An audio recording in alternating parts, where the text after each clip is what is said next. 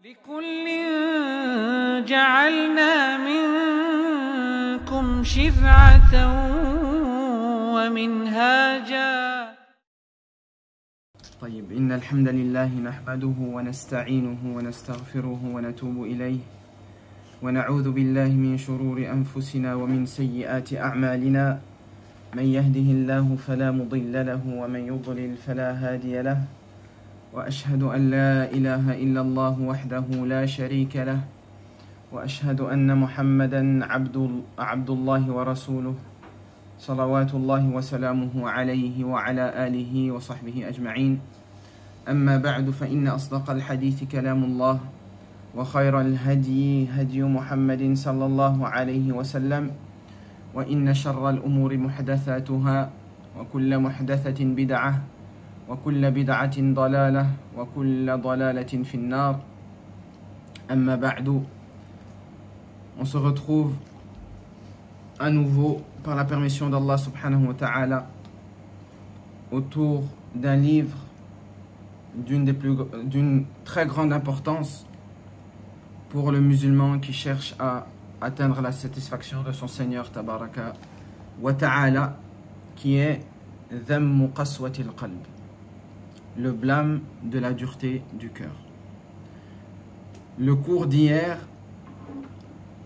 on l'a dédié exclusivement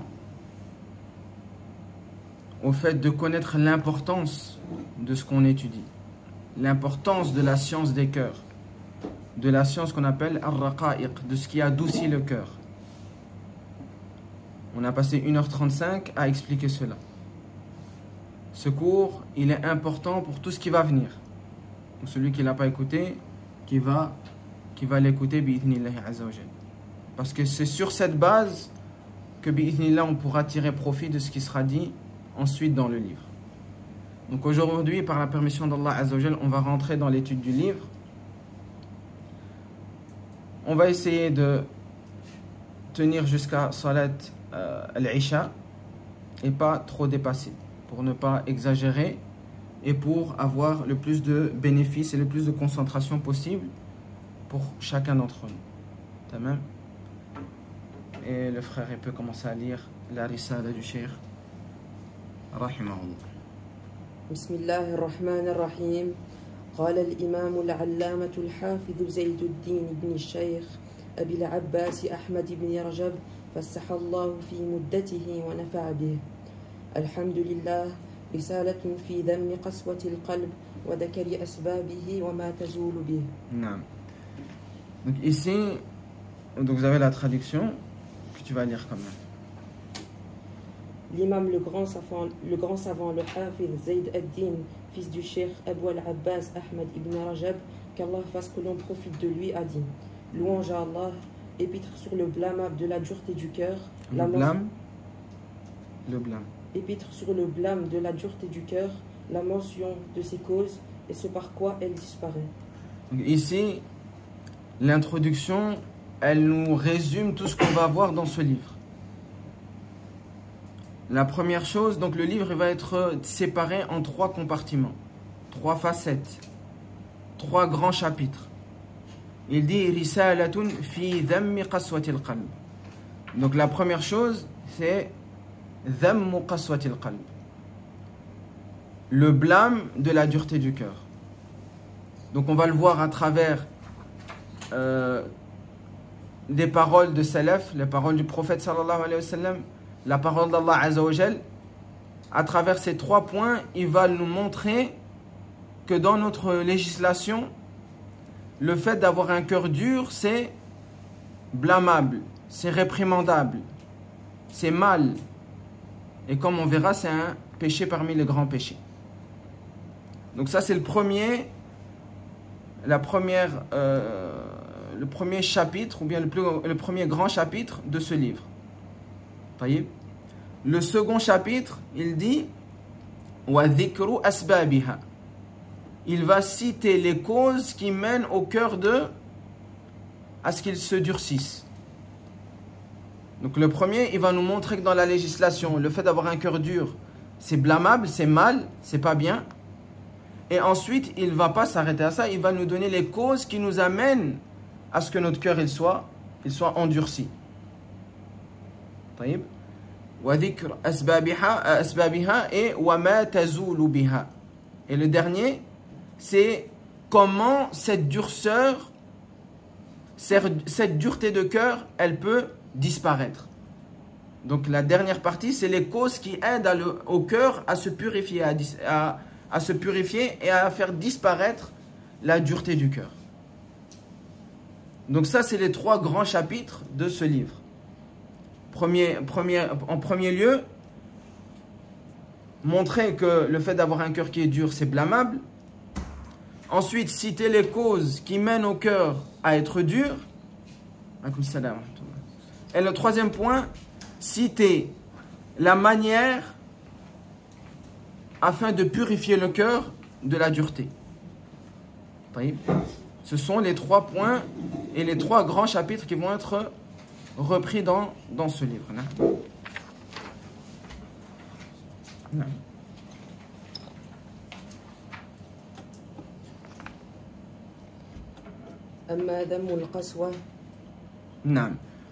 Donc ici, on commence par la première chose.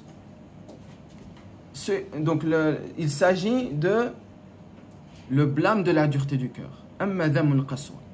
Comme j'ai dit au préalable, quand il dit le blâme de la dureté, est-ce qu'on peut blâmer quelqu'un qui fait quelque chose qui est permis? Non. Qui fait quelque chose qui est recommandé? On le blâme, on le réprimande pour ça. Non. Donc, ce qu'on entend par le fait de blâmer la dureté du cœur, c'est que c'est un péché. Et au-delà de ça, c'est un grand péché. Donc, les péchés sont petits ou grands. Eh bien, le fait d'avoir un cœur qui est dur, c'est un grand péché. Le fait de ne pas ta'tani bil qalb, de ne pas donner d'importance à la purification de ton cœur, c'est un grand péché. Ou c'est un péché. Le fait de ne pas purifier ton cœur, c'est un péché. Donc tout ce qui mène à ce que le cœur il soit dur, c'est un péché. Et la dureté du cœur en soi-même, c'est un grand péché. Mafhoum hada? Donc ce qui mène à la dureté du cœur, c'est un péché. Et la dureté du cœur en elle-même, c'est un grand péché. Comment on sait que le fait d'avoir un cœur dur, c'est un grand péché? Quand on examine les versets du Coran, les hadiths, est-ce que quelqu'un peut me tirer une parole d'Allah subhanahu wa ta'ala ou du prophète qui montre que le fait d'avoir un cœur dur, c'est un grand péché? Qu'est-ce qu'on entend par grand péché, peut-être en premier lieu, pour comprendre? C'est quand il y a un péché cité dans le Coran, avec par la suite le châtiment. Non. Donc un péché qui est relié à un châtiment, une malédiction, une menace. Ça, c'est un grand péché. Donc c'est comme ça qu'on fait la différence entre le petit et le grand péché. Quand on a un péché avec lequel Allah subhanahu wa ta'ala il lie un châtiment, une malédiction ou en règle générale une menace, ça c'est un grand péché. Donc maintenant il nous faut un texte du Coran qui montre que qaswatul qalb c'est relié à un châtiment ou à une menace.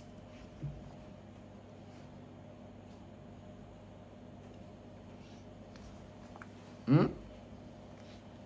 Il y a un verset qui dit Man yasha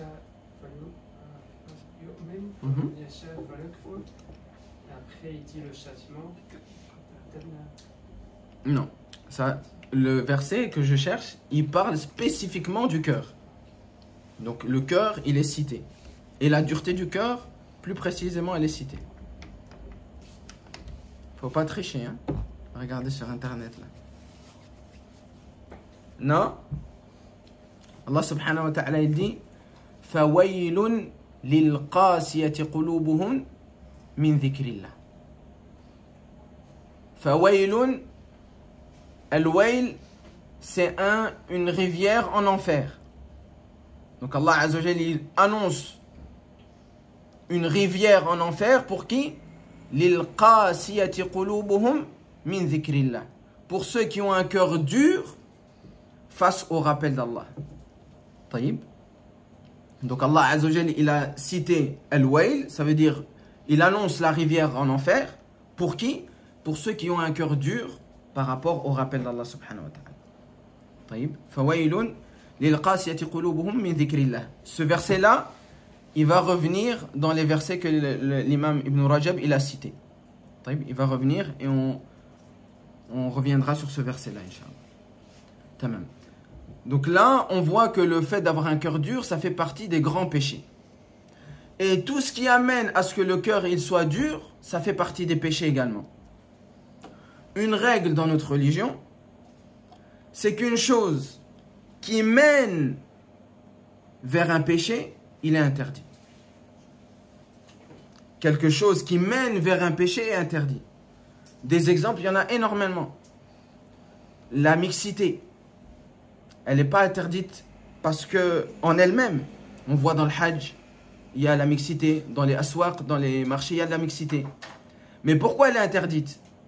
Parce que ça mène à ce qu'il y ait des interactions entre hommes et femmes, ce qui peut amener à quoi? À l'attraction entre l'homme et la femme, et qui peut amener finalement à ce que la législation elle veut pas, c'est des relations hors mariage entre l'homme et la femme. À cause de ça, la mixité elle a été rendue haram, interdite.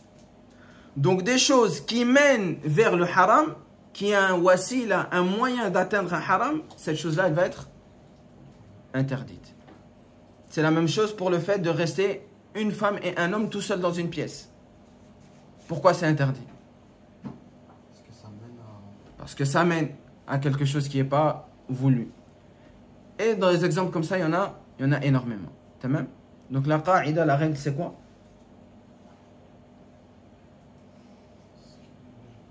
Naam? Ce qui mène vers un péché est interdit. Ce qui mène vers un péché est interdit. Tamam? Naam. Ensuite, l'imam Ibn Rajab, il va nous citer 3 versets qui concernent la dureté du cœur, où Allah subhanahu wa ta'ala, il parle de la dureté du cœur. Naam. À savoir que dans tout le Coran, la dureté du cœur, elle est citée 6 fois, dans 6 versets différents. Donc s'il a cité 3 versets, il en manque 3 autres. Ah, tabarakallah alaykoum, vous êtes fort en maths. Donc avant qu'on rentre dans les versets que l'imam il a cités, je vais citer les 3 versets qu'il n'a pas cités. Quand même, pour compléter la compréhension de la dureté du cœur dans le Coran.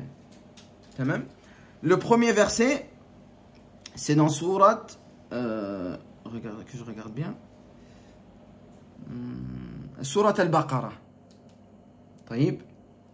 Allah subhanahu wa ta'ala il dit فَبِمَا نَقْضِهِمْ مِيثَاقَهُمْ ماذا لعناهم. Ensuite وَجَعَلْنَا قُلُوبَهُمْ قَاسِيَةً. Donc Allah subhanahu wa ta'ala il dit à cause du fait qu'ils ont rompu notre alliance. Là on parle de qui? Des juifs et des chrétiens. À cause du fait qu'ils ont rompu notre alliance, la'annahum, ils ont encouru notre malédiction. وَجَعَلْنَا قُلُوبَهُمْ قَاسِيَةً. Et on a fait de leur cœur que leur cœur soit dur. Donc ici on apprend une chose importante, et ça c'est bien de réfléchir sur les versets. C'est pour les juifs et les chrétiens, mais ça s'adresse à tous ceux qui auront le même comportement qu'eux. Quand Allah subhanahu wa ta'ala il nous donne une chose qui est une alliance, le fait de la briser, de ne pas la respecter, de la négliger, ça amène à quoi? À la dureté du cœur.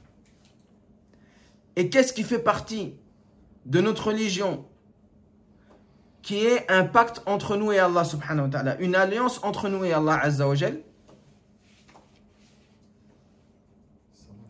الصلاة. العهد الذي بيننا وبينهم الصلاة.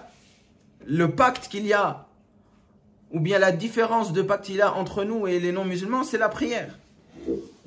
C'est pour ça que celui qui néglige, quand on regarde dans le Coran, quand Allah azza wa jal parle de ceux qui négligent, il dit quoi?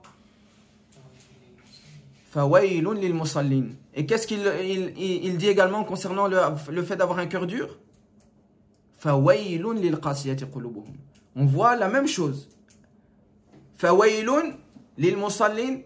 Malheur, où Allah Azza wa Jalla il annonce la rivière en enfer pour ceux qui sont négligents par rapport à leur prière. Et également, فَوَيْلٌ لِلْقَاسِيَةِ قُلُوبُهُمْ. Malheur à ceux qui ont un cœur dur par rapport au rappel d'Allah subhanahu wa ta'ala. Donc on voit que le fait de négliger, là on parle juste de la négligence, négliger un pacte qu'on a avec Allah, c'est une grande cause pour que le cœur il se durcisse. La négligence dans la prière, elle se voit à travers plusieurs manières. Qui peut me citer des manières à travers lesquelles on peut voir qu'on néglige la prière? Non. Avoir du mal à lâcher son occupation pour aller prier. Ah, mais ça c'est un wajh.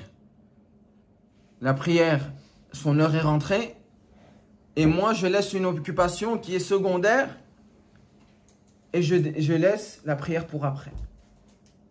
Taïb. Ça c'est un manque vis-à-vis de notre lien avec Allah Azza wa Jal, notre pacte avec Allah. Ça veut dire quoi?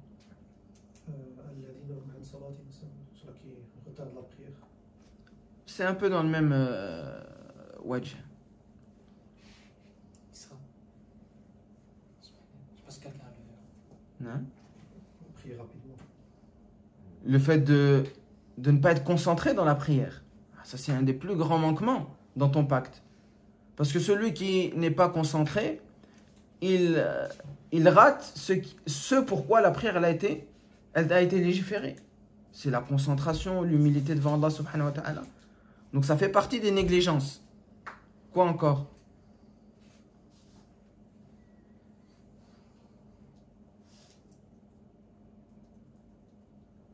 Non? Ne pas connaître toutes les obligations, les piliers, les conditions. Ne pas se renseigner. Ne pas étudier tout ce qui a à voir avec la prière.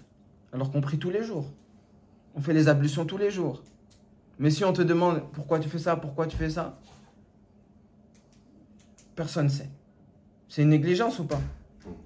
Quand tu rates quelque chose dans la prière, tu as raté un takbir, tu as raté une prosternation, tu as raté un subhan rabbil azim ou autre chose, tu ne sais pas qu'est-ce que tu dois faire. Est-ce que c'est une négligence ou pas? C'est une négligence. Quoi encore? Avoir du mal à se réveiller pour le fajr. C'est une négligence, naam. Le fait de, mais ça c'est plus retarder la prière, c'est un peu dans le même sens. Il y a une négligence qui me saute aux yeux, moi. à la mosquée. Ne pas prier à la mosquée, ne pas prier en groupe. Ça c'est une des plus grandes négligences que les gens connaissent. Ça c'est une grande négligence de ne pas prier à la mosquée. Le prophète sallallahu alayhi wa sallam, dans le hadith, il dit: j'aurais voulu ordonner à une personne autre que moi de présider la prière afin que les gens ils se rendent à la mosquée pour prier, et puis moi je me rends dans le turuqat, dans les rues, pour voir qui n'est pas sorti de sa maison pour aller prier à la mosquée. Et qu'est-ce que je fais? Je brûle sa maison pour qu'il sorte. Ça montre que c'est une grande négligence de ne pas prier à la mosquée. Taïb. Al-Muhim. Donc là, on voit que le fait d'être négligent, on n'a même pas encore parlé de rompre, hein, juste être négligent par rapport à une alliance qu'on a avec Allah, un pacte qu'on a avec Allah, ça amène la dureté du cœur. Il n'y a pas d'autre issue à ça. C'est pour ça que certains salafs, ils disaient, si tu vois une personne qui est toujours yata'akharu anis salat, il arrive toujours un peu en retard, il va retarder jusqu'à ce qu'il ne va plus prier à la mosquée. Et peut-être même que cette personne, elle va délaisser la prière. Pour ça qu'à l'époque, les salafs, ils étaient toujours assidus au fait d'être tôt à la mosquée. Pour maintenir ce pacte-là, lui donner une importance. Pas toujours attendre. L'adhan, c'est à 12h40. Et je sais que l'iqama, c'est à 12h50. Alors je sors à 12h48. Là. va plus tôt à la mosquée. Et au plus tôt tu es, au plus tôt, tu seras un de ceux qui aura préservé et qui aura donné une importance à son alliance et à sa prière avec Allah subhanahu wa ta'ala. Donc ça c'était le premier verset. Le deuxième verset c'est dans Surat Az-Zumar. Allah subhanahu wa ta'ala il dit فَلَوْلَا إِذْ جَاءَهُمْ بَأْسُنَا تَضَرَّعُوا وَلَكِنْ قَسَتْ قُلُوبُهُمْ وَزَيَّنَ لَهُمُ الشَّيْطَانُ مَا كَانُوا يَعْمَلُونَ. Allah Azza wa Jalla dit, et si seulement, quand les gens y voient les troubles, le mal qui est autour d'eux, les difficultés qu'ils rencontrent, tadarra'u, si ça les aurait amenés à s'humilier, à réfléchir sur leur cœur, sur leur vie, sur leur relation avec Allah, فَلَوْلَا إِجَاءَهُمْ بَأْسُنَا تَضَرَّعُوا وَلَكِنْ, malheureusement, au lieu de tirer profit des troubles que les gens voient autour d'eux, des catastrophes que les gens voient autour d'eux, des malheurs que les gens voient autour d'eux, au lieu de tirer profit de ça, pour se rapprocher d'Allah, pour purifier son cœur, pour relier ou bien maintenir son lien avec Allah subhanahu wa ta'ala, lakin, ça n'a rien changé dans leur vie. C'est-à-dire c'est des gens qui ne réfléchissent pas, ils vivent comme des animaux. Ils voient tout ce mal autour d'eux, ils voient tous ces problèmes autour d'eux, ils voient tous ces malheurs dans leur vie, mais ça ne change rien à leur vie. Walakin, ça a amené à quoi? Qasat qulubuhum. Si le fait de voir tout ce qui se passe autour de nous comme catastrophe, et les malheurs qui nous touchent, et le mal dans lequel on se trouve, et le mal qu'on ressent dans notre âme, ça ne nous amène pas à se rapprocher d'Allah, à purifier notre cœur, sachez que le cœur, alors il va se diriger vers quoi? Vers al-qaswa, vers la dureté. Une question que je pose à chacun d'entre vous, est-ce que ça vous est pas déjà arrivé que vous vous sentez pas bien, que vous voyez autour de vous du mal et que ça va pas et que rien ne va, mais au lieu que ça vous amène à vous rapprocher d'Allah, ça vous a juste amené à vous déprimer, vous avez senti à partir d'un moment que votre cœur, il est fatigué, il est mort. Vis-à-vis du rappel d'Allah, il ne ressent plus rien. Il n'y a plus de goût, il n'y a plus de saveur. C'est une question ouverte que je pose à chacun. Comme je vous ai dit, moi je ne m'adresse pas à votre cerveau. Ce cours-là, il s'adresse à votre cœur pour qu'on l'examine. Et voilà. S'il y a quelqu'un qui n'a jamais ressenti ça, il peut le dire. Mais en règle générale, vous avez déjà ressenti ça. Donc le moyen de ne pas retomber dans ces dérives-là, c'est quand vous voyez ça, c'est que ça vous amène à vous rapprocher d'Allah. Et peut-être le fait de revenir vers Allah subhanahu wa ta'ala, ça va être une chose qui est difficile. Parce que si vous arrivez à ce niveau-là, ça veut dire que le cœur, il a été vraiment sali. Et comme on a dit hier, pour purifier une chose qui est sale, ça demande de l'effort. Donc peut-être au début, vous allez faire des adorations, mais ça, vous allez ressentir aucune saveur. Ça va être lourd, ça va être difficile. Mais comme Allah subhanahu wa ta'ala dit, continuez à purifier ce cœur-là, malgré que vous ne ressentez rien. Continuez. Parce que Allah subhanahu wa ta'ala il dit que parfois, il y a certaines personnes, les messagers sont venus à eux, et il y avait des troubles, et il y avait du mal, et les gens, ils n'en pouvaient plus. C'est comme quelqu'un, il peut se dire, j'en peux plus. Moi, je prie et tout ça, mais je ne ressens rien. Alors les gens, ils ont dit quoi au prophète? Mata nasrullah. C'est quand qu'Allah il va venir nous secourir? Et Allah Azza wa Jalla, qu'est-ce qu'il répond? Le secours est proche. Hein? Le secours est proche. Ala inna nasrallahi qarib. Certes que le secours d'Allah il est proche. Continue et tu verras un moment, Allah subhanahu wa ta'ala, il va t'amener dans un endroit de purification. Mais ça demande de l'effort. Taïb. Par contre, celui qui donne une grande importance à sa vie dans l'au-delà, même si ça demande l'effort, il va faire ses efforts. Parce que son but ultime, c'est de rentrer au paradis. Et le paradis, on l'atteint avec des efforts. Celui qui croit qu'il va arriver au paradis en mettant ses pieds en l'air et en restant couché, il va voir autre chose que ce qu'il attendait. Et le dernier, naam. Ça, je pense le deuxième, je t'ai trompé en disant Surat Zumar, mais c'est Surat Al-An'am. Surat Zumar, lui il me dit Surat Zumar. Afwan. Le premier déjà, Aslan, c'est Surat Al-Ma'ida. J'avais dit Surat Al-Baqarah, Afwan, c'était Surat Al-Ma'ida, le verset 13. Le deuxième, effectivement, c'est Surat Al-An'am, verset 43 et 43. Et le dernier, c'est Surat Al-Hajj. Allah Azza wa Jal dit لِيَجْعَلَ مَا يُلْقِي الشَّيْطَانُ فِتْنَةً لِلَّذِينَ فِي قُلُوبِهِمْ مَرَضٌ وَالْقَاسِيَةِ قُلُوبُهُمْ. Allah Azza wa Jal dit, et Allah, il met à l'épreuve par Shaitan 2 personnes. Ça veut dire qu'il y a 2 personnes, Shaitan, il va avoir une grande influence dans leur égarement. C'est qui qu'on a cité? Là. Comment ça? Shaitan, il va être une fitna pour Shaitan. Pour 2 sortes de personnes. C'est qui? Ceux qui ont un cœur dur, Shaitan, il va avoir une plus grande influence sur eux. Et on le ressent quand le cœur il est faible. Qu'on a plus facile à tomber dans le péché.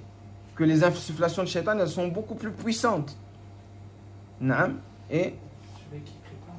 là, c'est cité ici, hein? Ça ne va pas m'inventer.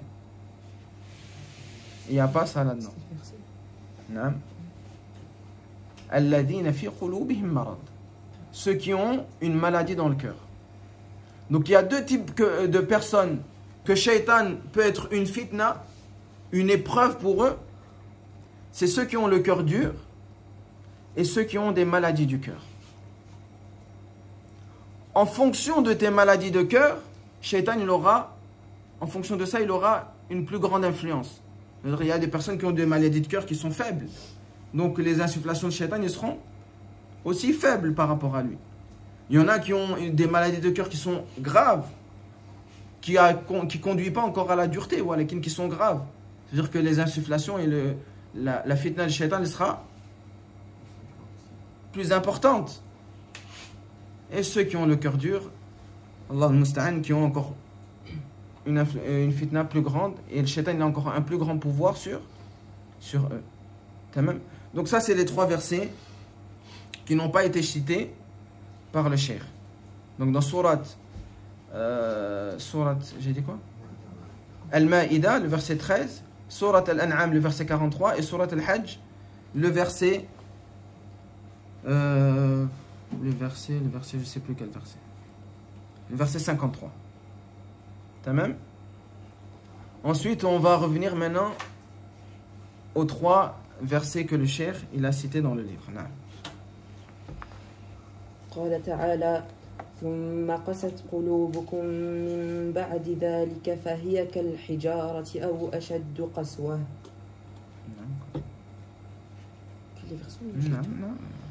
ثم بين وجه كونها أشد قسوة بقوله وإن من الحجارة لما يتفجر منه الأنهار وإن منها لما يشقق فيخرج منه الماء وإن منها لما يهبط من خشية الله. Naam. Donc ici c'est le premier verset. J'avais fait une différence, c'est ici Surat Al-Baqarah, contrairement à ce que j'avais dit. Tamam. Donc Allah subhanahu wa ta'ala dit ثم قست قلوبكم من بعد ذلك فهي كالحجارة أو أشد قسوة. La première chose ici, Allah il parle de qui ici?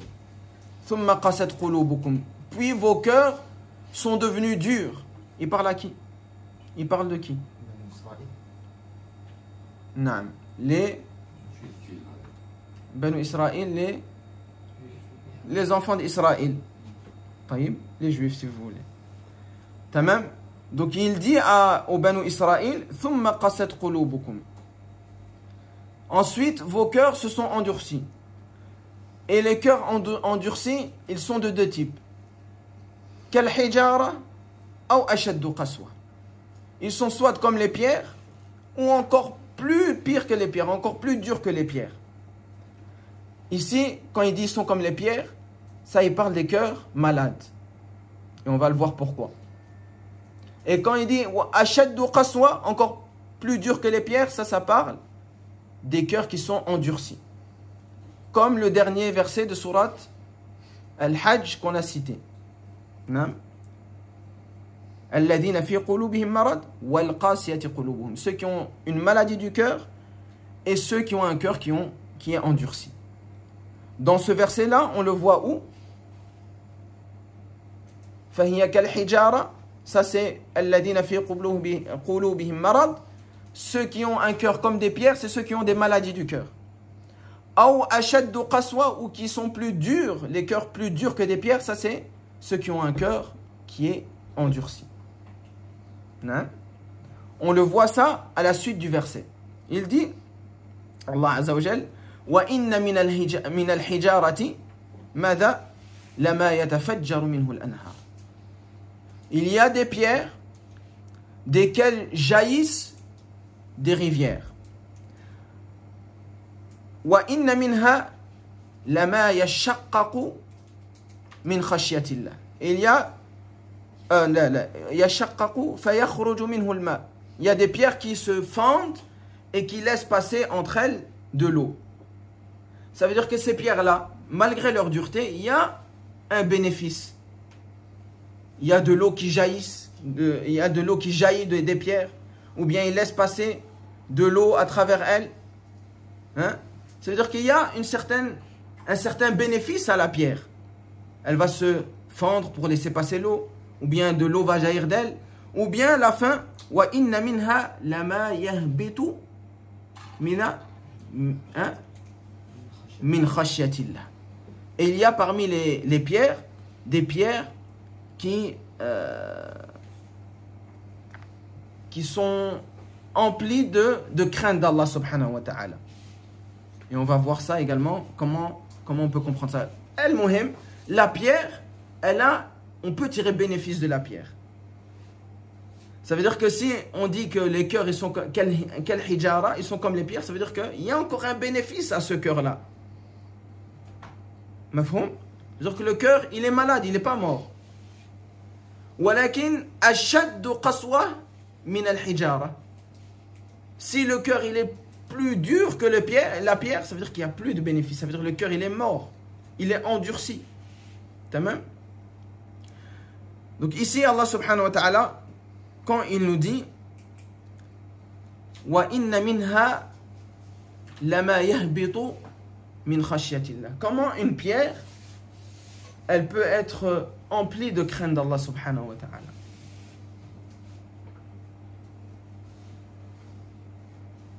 Ceux qui commettent des péchés mais qui reviennent toujours. Une pierre, mais je parle juste de la pierre. Une pierre, comment une pierre, elle peut être emplie de crainte d'Allah? C'est quelque chose d'inerte, ça ne bouge pas. Je n'ai pas compris le sens de la question. Ah, mais tu as compris le sens de ma question. Ouais, mais j'ai pas la réponse. Non, mais c'est pour que tu l'expliques la question. Allah subhanahu wa ta'ala, il dit qu'il y a des pierres qui craignent Allah subhanahu wa ta'ala. Comment une pierre, quelque chose d'inerte, qui ne vit pas, elle peut craindre Allah? Il y a un verset du Coran, ça c'est bien. Ça a déjà un bon début. Si Allah Azza wa Jalla avait fait descendre le Coran sur une montagne, elle se serait humiliée. Min khashyatillah. Mais ça c'est la même chose, ça ne me donne pas la réponse. Comment ça se fait qu'il y a même des montagnes ou des pierres ou autre chose qui ont une crainte d'Allah Azza wa Jalla? Je pense que c'est pas yusabbihu lillahi ma fi samawati wa ma fi al-ard. Ça c'est un wajh. Tout ce qui est dans les cieux et sur la terre, donc tout ce qui nous entoure, il glorifie Allah Azza wa Jalla. Et dans un autre verset, walakin la tafqahuna tasbihahum. C'est juste que vous ne comprenez pas, vous n'entendez pas leur tasbih, leur glorification d'Allah. C'est-à-dire toute chose qui vit, qu'Allah Azza wa Jalla a créé, elle glorifie Allah Azza wa Jalla. C'est juste nous qui sommes incapables de comprendre et de voir et d'entendre cette glorification. L'arbre, il glorifie Allah. La pierre, elle glorifie Allah. Les cieux, ils glorifient Allah. La mer, elle glorifie Allah. Tout ce qui existe dans le kawn, il glorifie Allah Azza wa Jalla. Tout ce qui existe dans le kawn, ils craignent Allah. Ils ont une crainte d'Allah Azza wa Jalla. Mafhoum? C'est comme ça qu'on comprend qu'une pierre, ou bien comme il a dit, al-jibal, les montagnes, ils peuvent se fendre par crainte d'Allah. Parce que la montagne qu'on voit, nous on la voit inerte, mais elle est en train de... Elle glorifie Allah subhanahu wa ta'ala.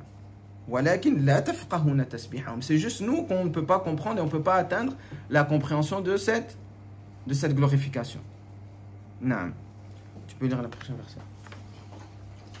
وقال تعالى ألم يأن الذين آمنوا أن تخشع قلوبهم لذكر الله وما نزل من الحق ولا يكونوا كالذين أوتوا الكتاب من قبل فطال عليهم الأمد فقست قلوبهم.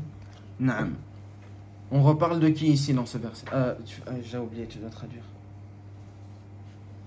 Et Allah dit, le moment n'est-il pas venu pour ceux qui ont cru que leur cœur s'humilie au rappel d'Allah et à ceux qui ont descendu et à ceux qui est descendu de la vérité, et qu'ils ne soient pas comme ceux à qui le livre a été donné auparavant et dont la durée s'est prolongée, si bien que leurs cœurs se sont endurcis.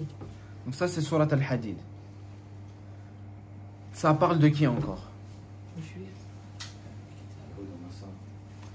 Les juifs et les chrétiens à ce moment-là. Utul kitaba min qablik. Ceux qui ont reçu le livre avant vous. Il y a deux qui ont reçu le livre, les juifs et les chrétiens. Ça a une importance, hein, je le répète, qu'Allah, dans le premier verset, il parlait des juifs, dans ce verset, il parlait des chrétiens, dans les versets qu'on a cités également, il y a des moments où il parlait des juifs et des chrétiens, ça a une importance. On retient ça. Donc Allah Azza wa Jalla dit Alam ya'ni lilladhina amanu. Est-ce que le moment il n'est pas venu pour celui qui prétend croire et avoir la foi en Allah, an takhsha'a qulubuhum li dhikrillah, qu'ils amènent leur cœur à se fendre, à s'humilier quand on parle d'Allah Azza wa Jal. Donc là c'est un appel d'Allah Azza wa Jal, pas à vos cerveaux mais à vos cœurs. Si tu prétends la foi, si tu prétends aimer Allah, si tu prétends vouloir rentrer au paradis, le temps il est venu pour toi ici-bas que ton cœur il se fende et qu'il s'humilie vis-à-vis du rappel d'Allah subhanahu wa ta'ala. Donc ça c'est encore un appel à celui qui a la prétention de croire en Allah, de aimer Allah, qu'il doit faire attention à son cœur. Qu'il doit faire attention à ce que son cœur puisse accepter et trembler quand on parle d'Allah Azza wa Jal. Comme Allah subhanahu wa ta'ala dit dans Surat Qaf, Inna fi dhalika la dhikra, il y a dans le Coran un rappel liman kana lahu qalb, pour celui qui a un cœur. On va pas dire que on a tous des cœurs ici, musulmans, non musulmans, mais ce qui est voulu ici c'est un cœur qui est vivant, qui accepte d'être exhorté. Donc Allah subhanahu wa ta'ala, c'est comme si moi je dis à quelqu'un, est-ce que tu ne trouves pas que le moment il est venu pour toi d'arrêter un peu ce que tu fais? C'est la même chose quand Allah subhanahu wa ta'ala il parle à celui qui prétend la foi. Il lui dit, est-ce que le moment il n'est pas venu en fait d'arrêter tes prétentions, mais d'appliquer ce qui est important dans la purification de ton cœur, dans le fait de montrer à Allah que tu l'aimes, que tu veux l'adorer, que tu veux te soumettre à lui pleinement. Ça c'est le premier wajh. Ensuite il dit وَلَا يَكُونُوا كَالَّذِينَ أُوتُوا الْكِتَابَ مِنْ قَبْلِ فَطَالَ عَلَيْهِمُ الْأَمَدُ. Et il ne faut pas être comme les gens qui ont reçu le livre avant nous. Ils ont fait une chose spécifique qui a amené à leur cœur d'être dur. C'est quoi? C'est quoi فَطَالَ عَلَيْهِمُ الْأَمَدُ? Eux et le fait de méditer sur leur livre, etc. Ils délaissaient leur livre. Ils laissaient des longs temps entre le fait de le lire, l'appliquer, etc., méditer dessus. C'est un wajh? Ils ont laissé trop de temps entre le péché et le tawbah. C'est un wajh? Al-Muhim.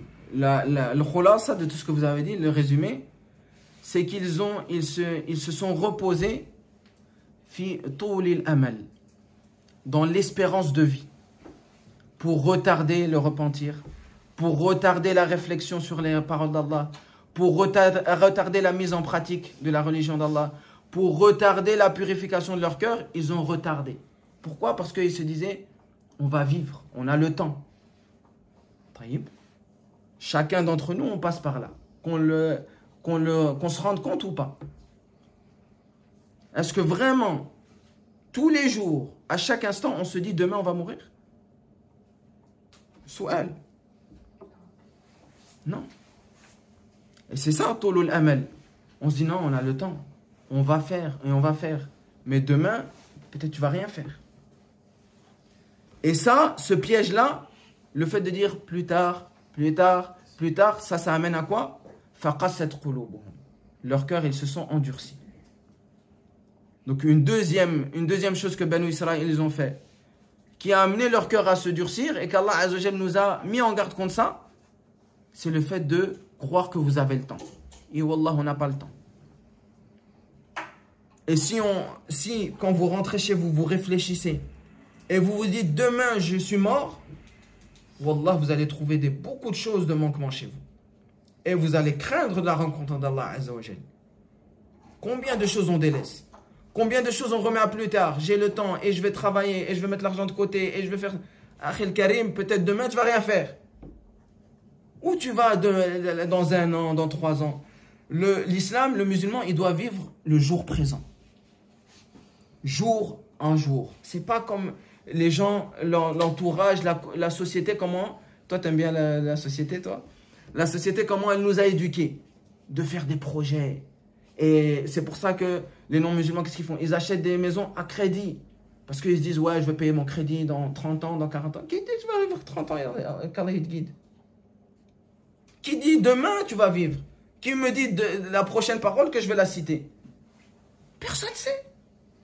On est tous dans l'ignorance de ce sujet-là.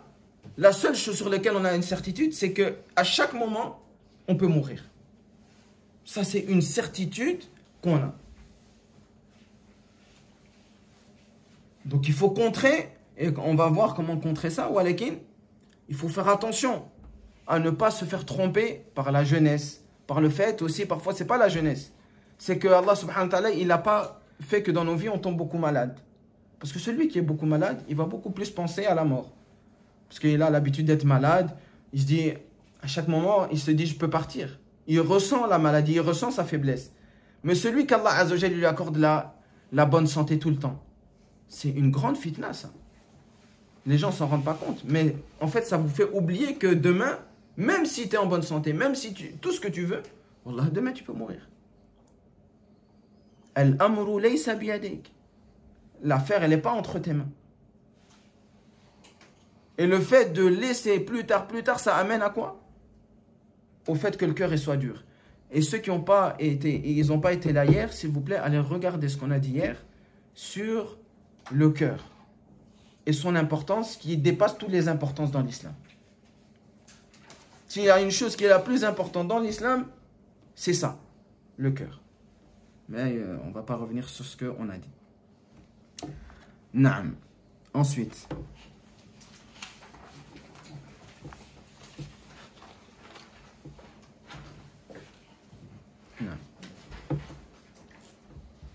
وقال تعالى فويل للقوم. Non. اسمح لي, je reviens. Allah Azza wa Jalla dit فطال عليهم الأمد. J'avais dit que, subhanallah, que j'allais donner des manières de contrer ce tulul amal. Qui peut me donner des paroles d'Allah ou du prophète sallallahu alayhi wa sallam qui nous aident à casser ce tourbillon du fait d'avoir l'espoir de vivre. Il y a une chose qui est évidente. Visiter les tombes. Première chose, le prophète sallallahu alayhi wa sallam dit kuntu nahaytukum an ziyarati al-qubur ala fazuruha fa innaha tudhakkirukum al-akhirah. Dans un premier temps, je vous avais interdit de visiter les tombes. Mais maintenant, je vous dis, visitez-les, parce qu'elle vous rappellera l'au-delà. Donc ça, c'est un premier moyen. Quand on sent, ah, je vais vivre, va un peu regarder les gens qui sont dans les tombes. Médite un peu sur ces gens-là. Parce qu'aujourd'hui, ils sont là, mais demain, c'est toi qui vas être là. Naam. Une deuxième. Le rappel de la mort. Ça, c'est la chose la plus importante. Pourquoi? Qu'est-ce qui nous fait oublier? Qu'est-ce qui nous amène à penser au futur? C'est quoi C'est l'espoir. Mais en l'espoir de vivre, t'oublies quoi? T'oublies la mort. C'est pour ça que le prophète sallallahu alayhi wa sallam, il dit dans le hadith, Akthiru min dhikri hadimil ladhat. Multipliez le rappel de ce qui détruit les plaisirs, qui détruit le fait de espérer.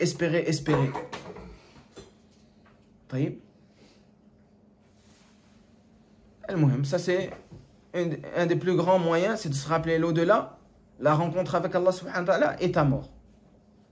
Quand tu te rappelles de ça et tu médites sur ça et que tu mets ça dans ton cœur, wallah, tulul amal, il est parti. Parce que tu dis en fait, je vais, qu'est-ce que je vais? Non, c'est maintenant. C'est pour ça qu'il y a certaines personnes que moi je connais dans mon entourage. Après ça, c'est mon point de vue. Et quand je regarde la charia, c'est le point de vue de la charia, de la législation islamique. Des gens, qu'est-ce qu'ils font? Ils se disent, je vais travailler. Ça, c'est mon point de vue encore, je dis. Je vais travailler 3-4 travails. T'as même. Et à côté de cela, à cause de ces 3-4 travails, il ne sait pas se rappeler d'Allah subhanahu wa ta'ala. Il ne sait pas donner le haqq à sa femme, à ses enfants. Il est absent, c'est un fantôme. Pourquoi? Peut-être pour un but supérieur. Oui, mais je veux construire ma maison, je veux avoir une maison. Moi, ça n'a jamais été ça ma fikra. Pourquoi? Parce que qui me dit, moi, dans 1 an, dans 2 ans, que je vais construire cette maison? Je me serais peut-être fatigué pendant 1 an. Et peut-être, avant que les 1 an terminent et que je vais acheter ma maison, le jour même, je meurs. J'ai été absent par rapport à mes enfants. J'ai manqué dans leur éducation. J'ai manqué dans la tarbiya de ma femme, dans l'éducation de ma femme. J'ai manqué envers moi-même, dans mon éducation à moi-même. Tout ça pourquoi? Parce que dans 2 ans, je veux construire. Ça, c'est tulul amal. Comme si on a une certitude de faire. Non, tu peux faire, mais toujours en laissant le temps à ton cœur de réfléchir. En laissant à ton temps le droit que ta femme elle a sur toi, que tes enfants ils ont sur toi. Après ça, travaille comme tu veux. Mais toujours laisser ce temps-là, le temps qui te permet de te sauver toi et ta famille. Si ce temps-là, il n'existe pas, tu es en train de courir vers ta perte, toi et ta famille, et ton cœur, tu es en train de le mettre en danger. C'est vrai ou pas? Une question encore en général. Quand tu travailles trop, vous ne sentez pas une faiblesse dans l'adoration? C'est vrai ou pas? Je pense que chacun, il y en a beaucoup qui ont travaillé beaucoup, qui ont passé par des moments où ils travaillaient moins. Ça ne veut pas dire qu'il ne faut pas travailler, qu'on m'entende bien. Mais donner chaque chose en son temps. Et la chose laquelle on doit donner le plus de temps, c'est de se sauver de l'enfer. Et sauver nos familles de l'enfer. Ça, c'est la plus grande chose. Le plus grand droit que tes enfants et ta femme, ils ont sur toi, c'est de leur donner les outils pour qu'ils soient sauvés de l'enfer. Souvent, quand on parle du mari qui doit subvenir aux besoins, il doit être là, mais en fait, on oublie que le plus grand risque que le mari doit donner à sa femme et ses enfants, c'est pas les habits, c'est pas la nourriture, c'est les moyens de se sauver de l'enfer. Ça, c'est la chose la principale dans les foyers. Ceux qui ne sont pas mariés ou ceux qui sont mariés, une des choses qui doit être centrale dans votre mariage et dans votre foyer, c'est avoir un moment d'enseignement vis-à-vis de votre femme Ça veut dire dans un premier temps que vous ayez étudié. Comment, si vous n'avez pas étudié, vous allez enseigner à votre femme? Comment, si vous n'avez pas étudié, vous allez enseigner à vos enfants? Ça veut dire qu'en tant que père, vous n'allez pas pouvoir donner le haqq à votre femme et à vos enfants. Et nous, on pense toujours l'argent et tout le temps les mêmes choses, la dunya. Alors que la plus grande chose sur laquelle on doit faire attention, c'est les sauver de l'enfer. C'est ça qu'on doit leur donner. Les moyens de se sauver de l'enfer. Tamam? Naam. وقال تعالى فويل للقاسية قلوبهم من ذكر الله أولئك في ضلال مبين. Non, tu lis aussi la fin. Je crois là-bas.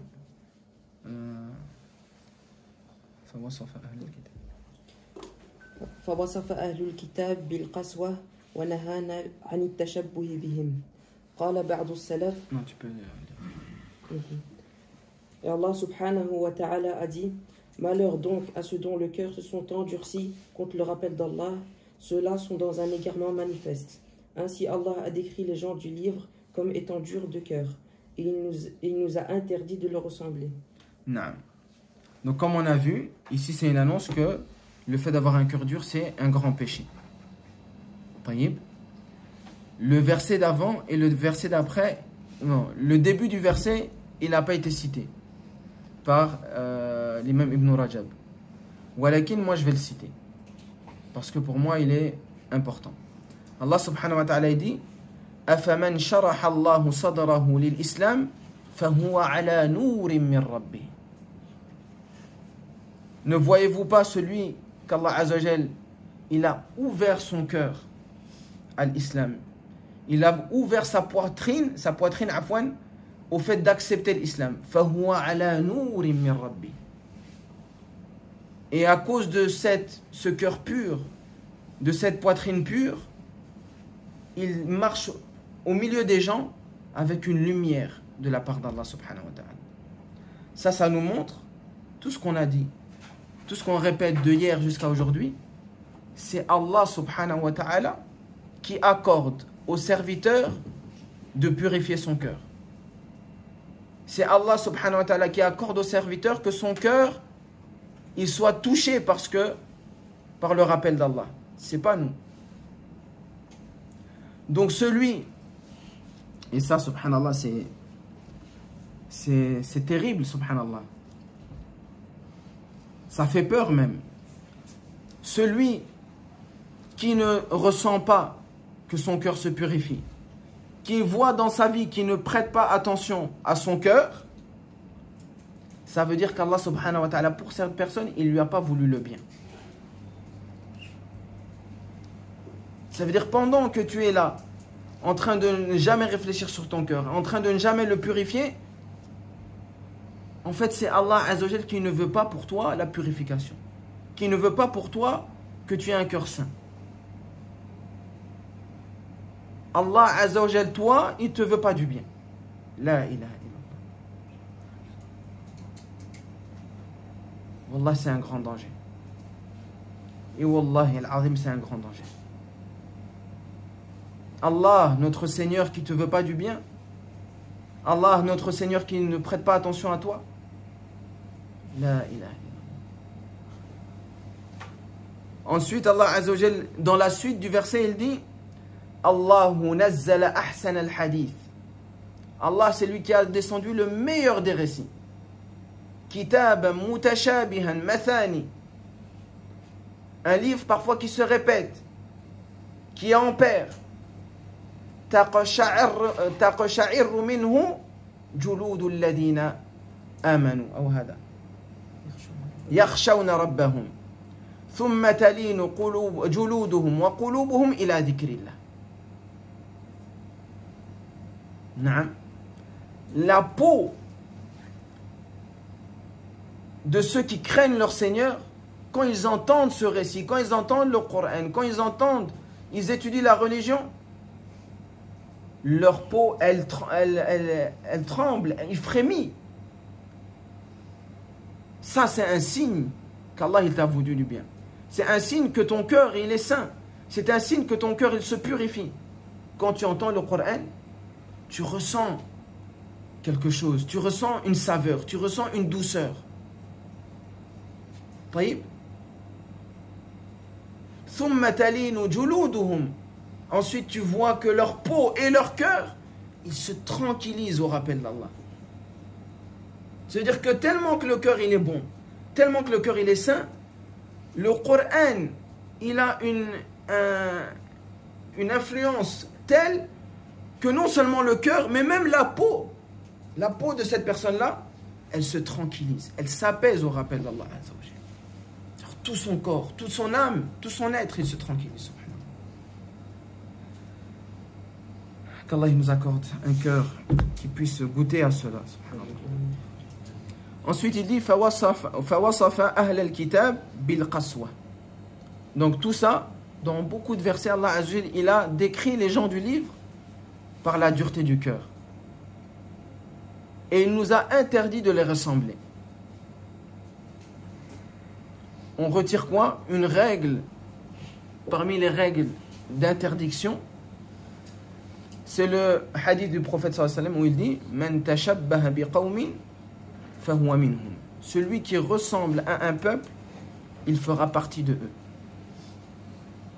C'est pour ça que tout ce que Allah a reproché à Ahl al-Kitab, celui qui va suivre les mêmes erreurs qu'ils ont fait, il sera comme eux. Il aura la même issue que eux. Ça veut dire la dureté du cœur. Donc fait partie des choses qui amènent la dureté du cœur, c'est de ressembler aux gens du livre dans les choses qui leur sont spécifiques. Tamam. Les versets, vous allez les retourner. Walakin, on a cité 6 versets. Parmi les 6, il y en a 5 qui parlent d'Ahl al-Kitab. Le dernier, Fawailun lil-qasiyati qulubuhum min dhikrillah, ça ne parle pas d'Ahl al-Kitab. Walakin le reste, la majorité, ça parle d'Ahl al-Kitab. Donc revenez à ces versets-là, méditez-les et faites attention de ne pas tomber dans les mêmes erreurs qu'ils sont tombés, qui a amené à ce que leur cœur il se durcisse. Et au-delà de ça, ça a les amené à avoir la malédiction d'Allah Azza wa Jal sur eux, comme on l'a vu dans les versets précédents. Tamam. Je ne sais pas si on aura le temps. Il y a encore beaucoup. On garde pour, Inch'Allah, dimanche, la parole du prophète alayhi salatu wassalam, la parole de certains salafs qui parlent également de ce sujet-là. نكتفي بهذا سبحانك اللهم وبحمدك أشهد أن لا إله إلا أنت أستغفرك وأتوب إليك.